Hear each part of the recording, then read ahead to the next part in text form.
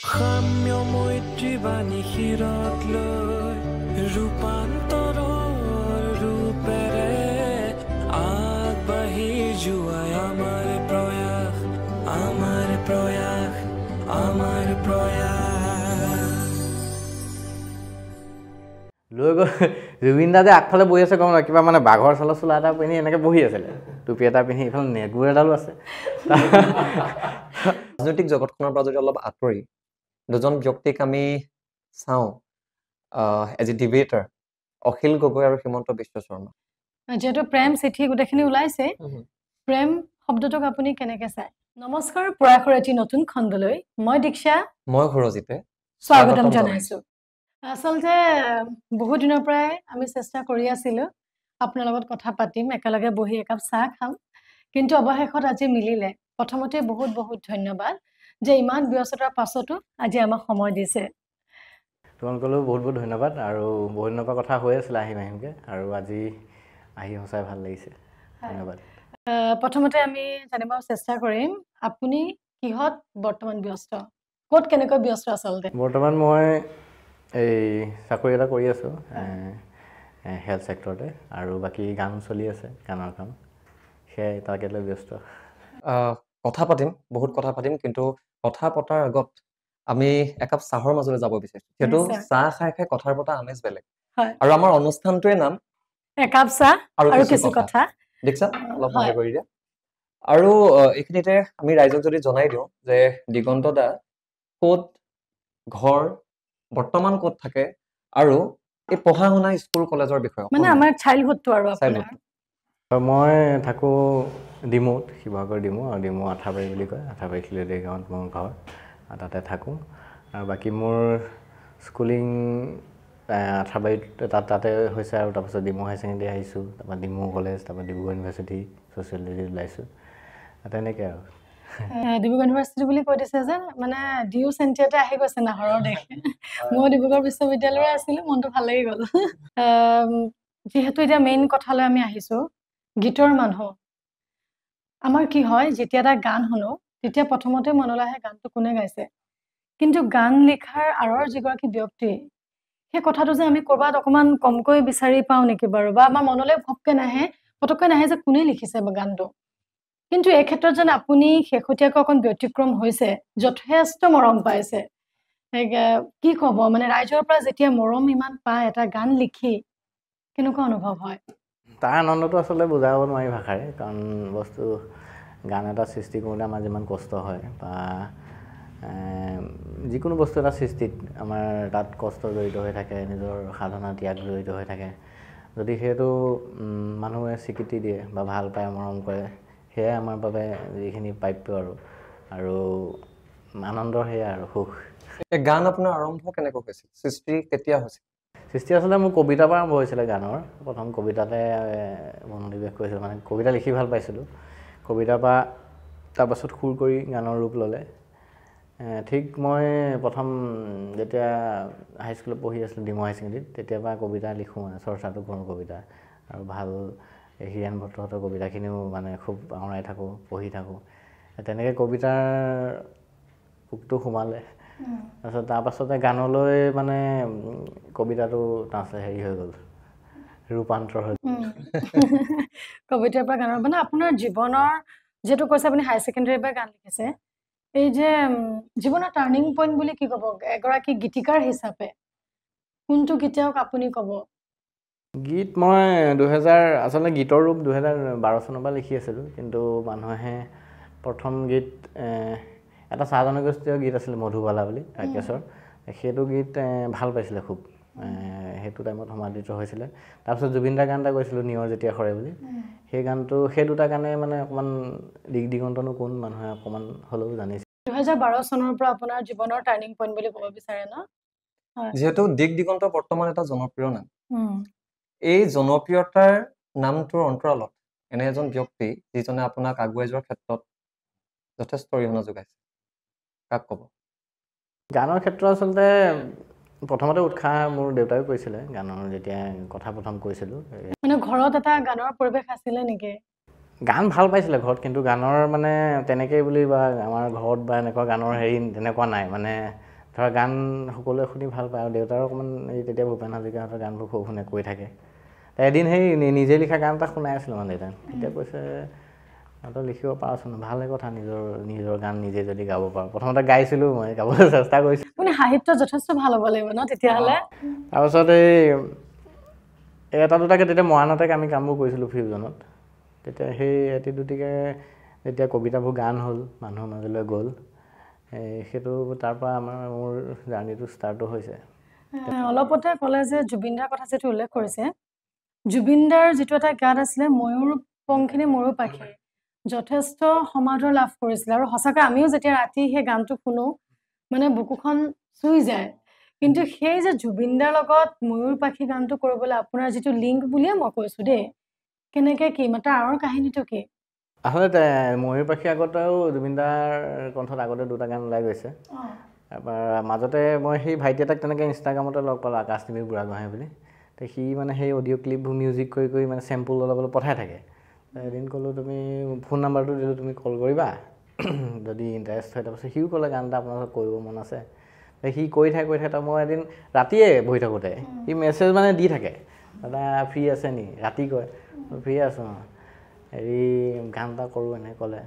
তেতিয়া মোৰ সেই ময়ূৰ পাখিৰে কবিতা লিখিলোঁ বুলি 4টামান লাইন লিখি থৈছিলোঁ তাৰপৰা তাক হোৱাটছআপতে গাই পঠাইছোঁ আৰু এনেকৈ মানে গাইডো নহয় ঠিক ভকেল এনেকৈ চব টাইপৰ সি তাৰপৰা বোলে হ'ব দাদা পাঁচদিনা ৰাতিপুৱা মানে সি মানে কৰি দিলেই অকণমান চেম্পুল এটা শুনি ভালো লাগিছে মই বোলো ভাল হ'ব তুমি আগবাঢ়া ৰ'বা তাৰপৰা আজি মোৰ ৰাতি তোমাক মই 500 দিম তাৰপৰা দিয়া হ'ল আৰু দি তাৰপিছত গানটো তেতিয়া শুনি থাকোঁতে মই বোলো তাৰপৰা সিয়ে মই কথা পাতোঁতে কি ক'লে গানটো ডুৱেট কৰিব ন যিহেতু গানটো মানে অকল মেলো নহয় ফিমেল যদি পাৰ্ট এটা থাকে বা ডুৱেট হয় শুনিবলৈও ভাল হ'ব শুৱলা হ'ব হওক বোলে সেই বিউটি বুলি ভণ্টি এগৰাকী আছিলে বিউটি তালুকদাৰ তাইও ধুনীয়া গায় মানে তাইও আগতেও মানে মোৰ লগত সেই কাম কৰিবলৈ মাজতে ইণ্টাৰেষ্ট আছিলে তাৰপিছত আকাশেও ক'লে তেওঁলোকে কওঁ তাই পাতি মেলি তাৰপৰা সেই জুবিনদাৰ ঘৰলৈ গ'লোঁ খাৰগুলিত তেতিয়া দাদা শুনালোঁ প্ৰথম দিনা গাম বুলি কৈ ৰখাই থৈ সেই ভাত পানী খুৱাই পঠিয়াই দিলে সেই ময়ূৰ পাখি গানটো তাৰপাছত আকৌ ময়ো বেছিদিন গুৱাহাটীত থাকিব নোৱাৰিলোঁ মই গুচি আহিলোঁ তাৰপিছত আকাশে আৰু এই বিউটিয়ে গোৱালে গানটো গোৱাই সেই ৰাতি পঠাইছে আৰু তেতিয়া শুনি মানে একদম মানে ধুনীয়া একদম যিটো ভাবিছিলোঁ আৰু ময়ূৰ পাখি সেইটো আৰু ৰিজাল্টটো মানুহো তেনেকৈ উৎসাহ দিলে ৰাতি আৰু ময়ূৰ পাখি যিকেইটা গান মোৰ সেই ক'বলৈ গ'লে সেই ৰাতি যিকেইটা সৃষ্টি হৈছে 1-1.5টা বজাত গানকেইটা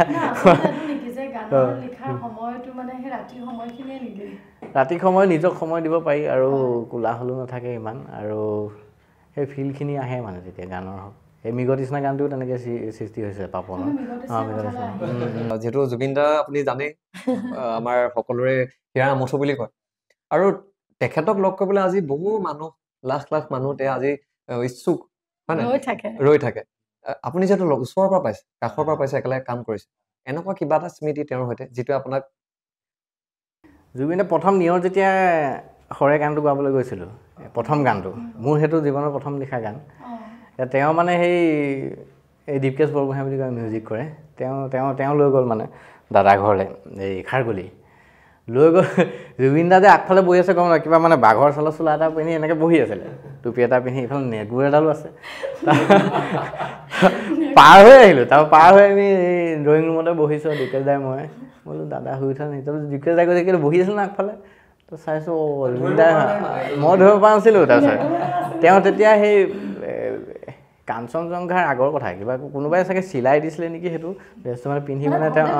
ঘৰতে পিন্ধি মানে এইটো তাৰপিছত কৈছে এইটো বোলে কিবা বাঘৰে স্কিনৰ হয় তেওঁ বোলে ফিল লৈছোঁ বুলি কৈছে এনেকৈ মানে নুমাল ড্ৰেছটো বৰ বেলেগ ধৰণৰ মই দাদা বুলি ধৰিবও নোৱাৰিলোঁ তেতিয়া ইউনিক তেওঁ পিন্ধি অলপ দেৰি চাগে পিন্ধিছিলে তাৰপিছত কৈছে বেছি দেৰি পিন্ধি থাকিব নোৱাৰি গৰম বোলে তাৰপিছত আহি পিনি অলপ দেৰি পাছত প্ৰথম সাক্ষাৎ সুধিছে আহি পালি এই ছাগলী মাংস খাওঁ নাই বুলি সুধিছে মই তাৰপিছত মোৰ লগৰো আছিলে কৈছে খাওঁ বুলি ক'লে তাৰপিছত মানে গানৰ কথা একো ওলোৱা নাই আৰু তাৰপিছত ভাত চাত বনাইছে নিজেও লাগে পাকঘৰত খুৱাই বোৱাই লৈ 1:30মান বজাত দীপকেশ দা বহি আছে দীপকেশক কৈছে গানটো উঠা তাৰপিছত গানটো ষ্টুডিঅ'ত হেৰি ৰাতি গানটো তাৰপৰা সেই নিয়ৰ যেতিয়া খৰে গানটো তাৰপিছত ডাবিং ৰুমলৈ গ'ল আৰু গালে একে উশাহতে 7 মিনিটমানৰ গানটো গাই দিছে মোক ডাবিং ৰুমত এবাৰ ভৰাই ল'লে ঠিকে আছে নে চাহ বুলি কৈছে মই কি কওঁ ঠিকে আছে নাই আৰু আপোনাক লগ পালে আহিলে দুটা কথা সুধিম বুলি আছিলোই তাৰে এটা কথা যিটো গীত আপুনি লিখিছিল আৰু হে আমাৰ অংকুৰাক পাপন মহন্তে গাইছিল অলপ আগত আপুনি উল্লেখ কৰিছিলে কথাটো আৰু এটা গীত মনলৈ আহে আজি কিছুদিন পূৰ্বে আমাৰ ইনষ্টাগ্ৰামৰ ৰিলৰ পৰা আৰম্ভ কৰি আমাৰ অসমৰ ৰাইজৰ মুখে মুখে ৰাধিকা সুন্দৰী ৰ'ব প্ৰথমে কথা এটা কৈছো হা এই গীতটো যে এতিয়া উল্লেখ কৰিছে ৰাধিকা সুন্দৰী কিন্তু আমাৰ অনুষ্ঠানৰ শেষত আমাৰ দুটাৰ লগত আপুনিও আজি নাচিব লাগিব এইটো আমি কিন্তু এটা আমাৰ হৈ যাব এটা ভিডিঅ' এটা এই গীত দুটাৰ আঁৰৰ কাহিনী মৃগতৃষ্ণা আৰু ৰাধিকা সুন্দৰী মৃগতৃষ্ণাৰ টিম একে আছিলে আকাশনীল বৰগোহাঁই পাপন দালে এটা গান কৰোঁ বুলি আকাশে মই প্লেন কৰিলোঁ তাৰপৰা আমাৰ প্ৰডিউচাৰো আছিলে মনোজ কুমাৰ ছাৰ মাৰ্ঘেৰিটা গানটো কৰোঁতে কৰাৰ পাছত সেইটো মানে 1 বছৰমান লাগিলে পাপন দালে আকাশে পঠিয়ালে শুনিলে তাৰপৰা গাব এদিন ঘপককৈ গাই পঠালে আকাশে কি হয় পটককৈ মানে এনেই কেতিয়াবা মোক ধেমালি কৰি থাকে ই নিজে গায়ো পঠিয়াই দিয়ে এনেকৈ শুনকচোন ৰাতিপুৱা মানে ভাত খাই আছোঁ অফিচ যাবলৈ সি কৈছে শুনকচোন কিবা এটা পঠাইছোঁ আগতে সেই তৰুণ মই মানে গাইডটো গাই দিছিলে মোৰ বন্ধু প্লে কৰিছোঁ পাপন দা হৈছোঁ লগালগ ফোন কৰিছোঁ গালে নি বোলে গালে তাৰ ভাল লাগিছে কিন্তু মাজতে এটা শব্দ মানে অকণমান কাৰেকশ্যন এটা আছিলে এই বাবৰি ফুল বুলি এটা শব্দ আছে তাতে খোপাতে বাবৰি ফুল আকাশক মই ক'লোঁ খালি দাদা বোলো এইটো হেৰি তুমি লিখি দিছেনে নাই বোলে দিছিলোঁ সঁচাকৈ এনেকৈ ক'লে বোলে এইটো বাবৰি ফুল আছিলে বাগৰি হৈ থাকিলে তাই সি আকাশে মোক কৈছে বাবৰিনো কি সি গুগল মাৰিছে আৰু তাৰপিছত কৈছে হেৰি কৈছে আৰু থাকক নহ'লে বাগৰি ফুল পৰা বাগৰি পৰিলে বুলি ভাবিব বোলো নহয় বোলো ফিলটো নাথাকিব নহয় বোলো বাগৰি কৰিব লাগিব কিন্তু সি দাদাক পঠিয়ালে লগালগ পাপন দাক একদম মানে সেইদিনাই কাৰেকশ্যন কৰি পঠিয়াই দিছে একদম ধুনীয়াকৈ আৰু পাপন দা আৰু পাছতো আমি দাদাই মেছেজো কৰিছে গানটোলৈ আৰু এবাৰ আমি লগো পাইছোঁ গানটোৰ কথা কয় আৰু সেই নতুন গান এটা লিখিবলৈ কৈও আছে দাদাই প্লেন চলি আছে পঠাই আছোঁ তেওঁ ব্যস্ত এতিয়া ৰাধিকা সুন্দৰী বন্ধু ৰাকেশ জানৰ গান আৰু সেইটো পটককৈ মানে নভবাকৈ হোৱা গান মই সেই লাষ্ট যোৱা বছৰ ডিচেম্বৰত অফিচতে আছোঁ আৰু সি কৈছে ৰাকেশৰ বহুত গান কৰিছোঁ আগতো সি খুব ভাল বন্ধু মোৰ আৰু সি মাজতে বহুত দিন গান কৰাও নাছিল তাৰপিছত সি ফোন কৰিলে বোলে গান এটা কৰোঁ বিহু গান এটা কৰা আৰু বছৰো শেষ হ'ল মই কৈছোঁ মোৰ বিহু কৰোঁ জানো মানে মই ক'লোঁ বিহু দেখোন কৰা নাই কিন্তু মানে মডাৰ্ণকেইটা দি আছিলোঁ মাজতে কি কৰা যি হ'লেও হওক বোলো আদিবাসী এটা কৰি দিওঁ মানে এনেকুৱা চাহ জনগোষ্ঠীয় বোলো লিখা আছে নেকি মই লিখি দিম আৰু কি আছে কৰাচোন বোলে পৰিলে বোলে নহ'লে হেৰি কৰিবা ডুৱেট কৰিবা বোলে দুটাই গাব পৰাকৈ কৰিবা বোলো দুটাই লাগিলে বোলো তুমিও গাই দিবা নে ক'লে বোলো মই নাগাওঁ থাকক বোলে কোনোবা কিন্তু দুটা কৰা তাৰপিছত মই ক'লোঁ ল'ৰা দুটা নহ'লে ফিমেল কৰিলেও কৰিবা এনেকৈ ক'লে ফিমেল বা মেল এনেকৈ কৰিবা ঝুমুৰটো তেতিয়া ভাল লাগিব তাৰপাছত হ'ল আৰু তাৰপিছত আকৌ এঘণ্টামান পাছত ফোন কৰিলে চাগে চিৰিয়াছকৈ কৰিবা নাই দিবা নাই বোলে মই ক'লোঁ হ'ব বাৰু কৰিম ৰাতিলৈ তাক মই মানে গধূলি মানে চেম্পুল এটা বনাই সেই ৰাধিকা সুন্দৰীটো সেইদিনাই অফিচৰ পৰা আহি থাকোঁতে অলপমান স্কেচ এটা বনাই তাক পঠাইছোঁ পিছত সেইটো ভাল হ'ব বোলো ভাল হ'ব তুমি যে কৈছিলা দুটা ডুৱেট কৰিম বুলি মই ক'লোঁ এজন মেল ছিংগাৰ এটা আছে যদি তুমি গোৱা সি কৈছে কোন মই বোলো আছে এজন নামটো কোৱাচোন বোলো অৰ্জুন লাকৰা বুলি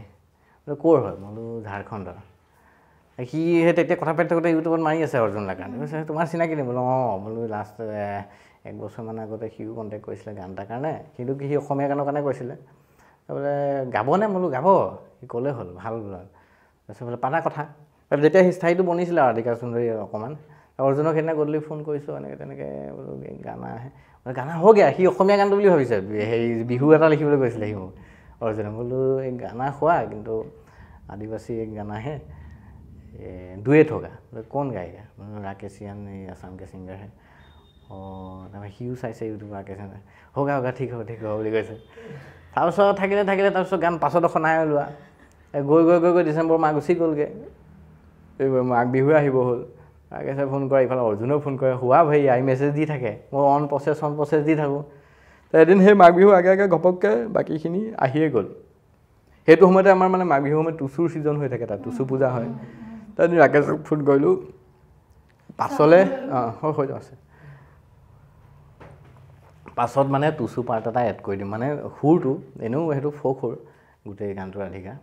ভাল হ'ব। তাৰপিছত কৰিলোঁ, তাৰ পুলকদালে মিউজিক কৰি পঠালে। কেনেকৈ শব্দবোৰ কেনেকৈ মনলৈ আহে আচলতে, বা আপোনাৰ নিৰ্দিষ্ট কিবা ঠাই আছে গান লিখা, মানে নিৰ্দিষ্ট এটা সময় আছে, কেনেকৈ বস্তুবোৰ মনলৈ আহে আপোনাৰ? গান আচলতে সময় আৰু ঠাই বুলি নহয়, ফিল অনুভৱটো যেতিয়া হয়, গান এনেকৈ ঘূৰি ফুৰোঁতেও গান আহে বা বহি থাকিলেও কেতিয়াবা গান নাহে, তেনেকুৱা হয়। আৰু মোৰ তেনেকুৱা নিৰ্দিষ্ট সময় বা ঠাই বিশেষ নাই। ছ'চিয়েল মিডিয়াই আজিকালি কিন্তু যিকোনো প্ৰডাক্টিভিটি আমি যিবোৰ কাম ৰাইজৰ মাজলৈ লৈ যোৱা যথেষ্টভাৱে সঁহাৰি জনায়। এই যে আপুনি যেতিয়া গানটো লিখে, মানে যেতিয়াবা আমাৰ ইনষ্টাগ্ৰামত ৰিলছবোৰৰ পপুলাৰিটি বাঢ়িবলৈ ধৰিছে, মনলৈ আহেনে কেতিয়াবা এইকেইটা লাইনে আমাৰ ৰিলছ বনোৱাত সহায় কৰিব বুলি? মই গান লিখোঁতো তেনেকৈ নাভাবোঁ বাৰু, কাৰণ গানটো দুটা লাইনৰটো নহয়, কাৰণ গানটো গোটেই এটা স্থায়ী থাকে, অন্তৰা থাকে, আকৌ দুটা ছেকেণ্ড অন্তৰা থাকে। আৰু কিছুমান কৰে একদম কেইটামান লাইনৰ ওপৰতে ফ'কাছ কৰে, লিৰিক্স টাৰ্গেট কৰে, কিন্তু মই তেনেকৈ নাভাবোঁ। কিন্তু তাৰ মাজতে মানুহে ৰাইজে বাছি লয় আৰু ভাল লগাকৈ যিকেইটা লাইনে বা বুকুত খুন্দিয়াই বা অনুভৱটো ৰিলেট কৰিব পাৰে, সেইকেইটাই চাগে ৰিল বনাই বুলি ভাবোঁ, তেনেকুৱা হয়। এতিয়া গান এটাৰ কি হয়, কিছুমান গান, এতিয়া মোৰ জোনাকৰ ফুল বুলি গান এটা আছে এই প্ৰবীণৰ, তাৰ সেই গানটোৰ জোনাকৰ ফুল বুলি গমেই নাপায়, বন বিৰিখৰ সিদিনাখন এজনে কৈছে মই ফোন কৰি, আপোনাৰ এটা গান পালোঁ ইনষ্টাগ্ৰামত, এই বন বিৰিখৰ প্ৰবীণৰ, মই বোলো সেইটো জোনাকৰ ফুল আছিলে। সেই মাজৰ আচলতে প্ৰথম লাইনটো, ছেকেণ্ড লাইনৰ পৰাহে সেইটো বন বিৰিখৰ গান বুলি ভাবিলে। হয়, সেইটো এতিয়া ৰাধিকা সুন্দৰীটোৰ কথা যদি ক'বলৈ যাওঁ, সেই লাইন পানীয়া ভৰাই চলে হ'ল। এতিয়া ৰাধিকা সুন্দৰীত সেইডোখৰ লিখি দিবলগীয়া হৈছে, পানীয়া ভৰাই চলে বুলি লিখি দিছে। যিহেতু বহুত গান লিখিছে, বহুত কাম কৰিছে, কম্প'জ কৰিছে, নিজেও গান গাইছে, কেতিয়াবা এনেকুৱা হৈছেনে যে এই কামটো যে মই কৰিলোঁ, সেইটো কাম কৰি মানে অলপ গিল্টি ফিল কৰিছে ধৰক? আৰু কেতিয়াবাতো এনেকুৱাও হয়, ধৰক কোনো এটা কামে আপোনাক বহুত বিশ্বাস জনায়, বহুত আগবাঢ়ি যোৱাত হেল্প কৰে, তেনেকৈ কোনোবা এটা কামে আমাক কেতিয়াবা অকণমান নিজৰ মাজতে এনেকুৱা কিবা হৈছেনে? নাই, কিছুমান গানত অলপ যেতিয়া লিখি থাকোঁতে গম পোৱা যায়, আৰু অলপ যদি প্ৰেছাৰ থাকে, দাদা এনেকৈ কৰক এনেকৈ কৰক, তেনেকুৱা গানবোৰ আচলতে ৰিজাল্টটো তেনেকুৱাই হৈ থাকে, মানে নিজস্বতাটো যেতিয়া নাথাকে। আৰু আজিকালি বাৰু আমাৰ ওপৰত এৰিয়ে দিয়ে, কিছুমান আগতে তেনেকুৱা আছিলে, এনেকুৱা ওপৰত আপুনি লিখকচোন, ধৰক পাতল বুলি নহয়, কাৰণ কিছুমান প্ৰডিউচাৰৰ চইচ থাকে, সেইবোৰ গানত যেতিয়া নিজৰ স্বাধীনতাটো নাথাকে, সেই গানখিনি কৰিও মানে অকণমান সেই সুখটো বা পোৱা নাযায়, অকণমান হেৰি এটা থাকি যায় আৰু মনত, খুদুনি নাথাকে। এটা। আৰু আজিকালি যিবোৰ গান লিখিছে নতুন প্ৰজন্মই, সেই ট্ৰেণ্ডটোক লৈ পেলাই আপুনি কেতিয়াবা চিন্তিত হৈছে নেকি? এতিয়াতো ভাল ভাল গান হৈ আছে দেই, আৰু মাজৰতো কিছুমান গান ভাল ভাল গান আছিলে, সেয়াই তোমালোকে কোৱা নিচিনা ছ'চিয়েল মিডিয়াৰ যিটো ইনফ্লুৱেঞ্চটো নাছিলেও, সেইটো সময়ত কিছুমান ভাল গান গুচিও গ'ল মানুহৰ। এতিয়া অলপ সহায় হৈছে গানখিনি শুনাত, হাতৰ মুঠিতে ক্লিকতে গান পাই যায়। এতিয়া ভাল হ'ব বুলি আশা কৰি আছোঁ, আৰু ভাল হৈছেও, বহুত কেইজন নতুন লিৰিচিষ্টেও, আমিও নতুন, ভাল কাম কৰি আছে ভাল লগাকৈ। কথা এটা মনলৈ আহিছে, অলপ পাৰ্চনেল। আপুনি যিহেতু হায়াৰ ছেকেণ্ডেৰীৰ পৰা গান লিখিছে, সাধাৰণতে স্কুল কলেজত কি হয় ন, ভাল ভাল লিখা ল'ৰাবোৰক কিন্তু ছোৱালীৰ পিছাটো অলপ আৰম্ভ কৰিছে কবিতাৰে আৰম্ভ কৰিছে, কবি আছিলে। আপোনাৰ গানৰ প্ৰেমত পৰা এনেকুৱা কোনোবা ছোৱালীয়ে প্ৰপ'জ কৰিছে নেকি? হোৱা নাই, মনতো নাই। কবিতা ভাল পাইছিলে, কিন্তু মানুহটোক চাগে ভাল নাপাইছিলে নেকি। কেতিয়াবা চিঠি লিখি পাইছেনে, কাৰোবাক চিঠি দি পাইছেনে? চিঠি লগৰবোৰক লিখি দিছিলোঁ, কবি একদম সাহিত্য লগাই লগাই। অলপ ক্লিয়াৰকৈ কৰিলে ভাল, ল'ৰা নে ছোৱালী? ল'ৰা মানে যেতিয়া কলেজতো লিখিছোঁ দুই এটাক, মানে প্ৰেমত পৰে, এই লিৰিক্সৰ নিচিনাই মানে একদম ধুনীয়াকৈ। সেইখন কি নীলাসমৰ চিঠিৰ দৰে? লিখি দিওঁ, মানে তাহাঁতৰ হৈ লিখি দিওঁ মানে। তেতিয়াহ'লে তেওঁ দিয়েগে, তেওঁ প্ৰেয়সীক। মানে দুটৰ কাম কৰিছে এতিয়া কথাটো ওলাইছে। সেইটোৱে। আৰু এটা মই কথা সুধি দিছোঁ দেই, যিহেতু প্ৰেম চিঠি গোটেইখিনি ওলাইছে, প্ৰেম শব্দটোক আপুনি কেনেকৈ চায়? প্ৰেমটো আচলতে ভাল লগা অনুভৱ, আৰু যিয়ে প্ৰেৰণা দিয়ে বা সৃষ্টিও দিয়ে, পজিটিভ এটা ভাইব ভাল ভাই বাৰু জীৱনত জীয়াই থাকিবলৈ সুখী হ'বলৈ ভাল লগাবোৰ কেনেকুৱা হ'ব লাগে সপোনবোৰ কেনেকুৱা হ'ব লাগে সপোনবোৰ আচলতে নিজৰ যিখিনি প্ৰিয় বা নিজৰ যিখিনি ভাল লগা সেইখিনিক লৈ আগুৱাই যাব পৰাকৈ বা নিজৰ যি এইটো টাৰ্গেট সেইটো ফুলফিল কৰাটোকে মই ভাবোঁ জীৱন তেনেকুৱা অনুষ্ঠানৰ একেবাৰে শেষৰ ফাললৈ আমি আহিছোঁ যিহেতু নতুন কাম নতুন পৰিকল্পনা কিবা নতুন কামটো ঢেৰ আছে এতিয়া যোৱাটো মাহত দিছোঁ 8টা গান আকৌ এই বছৰৰ লাষ্টলৈকে বহুতখিনি আছে কিন্তু এতিয়া পাৰোঁ নোৱাৰোঁ এতিয়া চলি থকাৰ ভিতৰত ৰেডি হৈ থকা গানৰ ভিতৰতে আছে 12-13টা গান আৰু ভাল ভাল গান আছে বুলি ভাবোঁ ৰাকেশ য়ানুৰ প্ৰজেক্ট আছে আমাৰ নীলাক্ষীৰ আছে বিদিশা দেৱী বুলি ভণ্টি এগৰাকী আছে জুবিন দাৰ লগত আছে পাপন দাৰ কামটো আৰম্ভ কৰিছোঁ নতুনকৈ তেনেকুৱাকৈ চলি আছে আৰু যিহেতু এটা কথা যদি নুসুধো অনুষ্ঠানটো কিবা আধৰুৱা হৈ যাব আমাৰ যে আপোনাৰ প্ৰিয় গীত কোনটো নিজে লিখা আচলতে সকলো গীতেই প্ৰিয় কিন্তু মানুহে বেছিকৈ মৰম দিছে মৃগতৃষ্ণাটো দিছে ময়ূৰপাখীও দিছে আৰু ৰাধাচূড়াটোও ভাল লাগে তেনেকুৱা ধৰণৰ এতিয়াতো ৰাধিকা সুন্দৰী সেইকেইটা ভাল লাগে ভাল মানুহে ভাল পালে বিশেষকৈ যে মৃগতৃষ্ণা গীতটো যেতিয়া আমি শুনিছিলোঁ সেইটো কিমান বাৰ শুনিলো আপুনি ভাবিব নোৱাৰে মানে আৰু মৃগতৃষ্ণাৰ কথা এটা কয় এই এতিয়া অলপ আগতে আমি পাতি গ'লোঁ ৰীলৰ কথাটো এই ধৰক 2-3টা লাইন যেনেকৈ হয় কিন্তু মৃগতৃষ্ণাৰ কি হ'ল স্থায়ীটোতো ৰীল বনিছিলে বা ছেকেণ্ড অন্তৰাটো হৃদয়ৰা আৰু লাষ্টৰটো তেনেকুৱা হয় মানে কিছুমান গান এনেকুৱা থাকে ন যে 2টা ষ্টেঞ্জাৰ ভাল লাগে এটা ষ্টেঞ্জাৰ বেয়াও লাগে সেইটো শুনিব মন নাযায় কিন্তু মৃগতৃষ্ণাই এটা ষ্টেঞ্জাৰ পেলাই দিব নোৱাৰি মানে ইমান বেছি ধুনীয়া মাজতে সেই জুবিন দাৰ আৰু লক্ষ্যজিৎ বৰুৱা এটা গান কৈছিলে মেঘৰ ময়ূৰে বুলি সেই গানটো যথেষ্ট ৰাইজে মানে নভবাকে বহুত বেছি মৰম দিছিলে তেতিয়াহ'লে আমি একেবাৰে শেষৰ পৰ্যায়লৈ যাওঁ খুব কম শব্দত উত্তৰবোৰ দিব লাগে যিটো কোৱা হয় ৰেপিড ফায়াৰ বুলি গিটাৰ আৰু বাঁহী গাঁও আৰু চহৰ গাঁও ট্ৰেডিশ্যনেল এটায়াৰ আৰু মডাৰ্ণ ট্ৰেডিশ্যনেল জনপ্ৰিয়তা আৰু টকা জনপ্ৰিয়তাটোৱে বেছি দৰকাৰী আজিকালি এনিৱান ইউৰ ফেভৰেট মেল ছিংগাৰ এই অসমৰ নে আপুনি আমাৰ অসমৰে যদি কয় ভাল লাগিব জয়ন্ত হাজৰিকা ভাল লাগে ৰাজনৈতিক জগতখনৰ পৰা যদি অলপ আঁতৰি দুজন ব্যক্তিক আমি চাওঁ as a debater Akhil Gogoi আৰু হিমন্ত বিশ্ব শৰ্মা আমাৰ মুখ্যমন্ত্ৰীৰ কথাই ক'ব লাগিব Himanta Biswa Sarma as a song writer দিগ দিগন্ত আৰু পাপলু চেতিয়া ময়ো আছোঁ মানে নিজৰতো মই নিজৰ প্ৰিয়ই বাৰু আৰু পাপলুৱে ভাল লিখি আছে গান আৰু খুব মৰমৰ ভাইটি সি তাৰ সৃষ্টিখিনি এতিয়া নতুনকৈ মানুহে খুবেই মৰম দিছে আৰু মোৰো ভাল লাগে এতিয়া শেষৰটো প্ৰশ্ন আহিছোঁ আৰু এইটো প্ৰশ্ন আপুনি না ক'ব নোৱাৰে আৰু আপুনি খুব ধুনীয়াকৈ ভাবোঁ যে ইয়াতে